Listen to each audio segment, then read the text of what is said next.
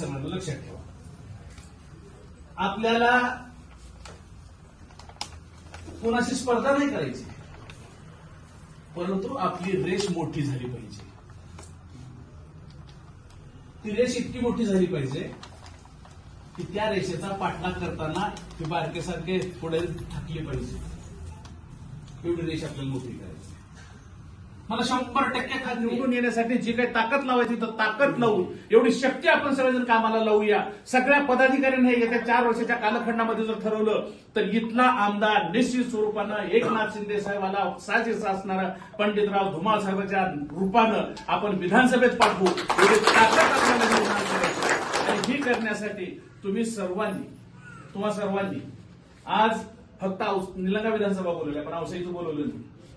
निलंगा विधानसभेच्या सर्व पदाधिकारी, माझी दोन्ही तालुका प्रमुख, महेशराव तुमची दोघांची जोडी झपाटून कामाला लागलं पाहिजे.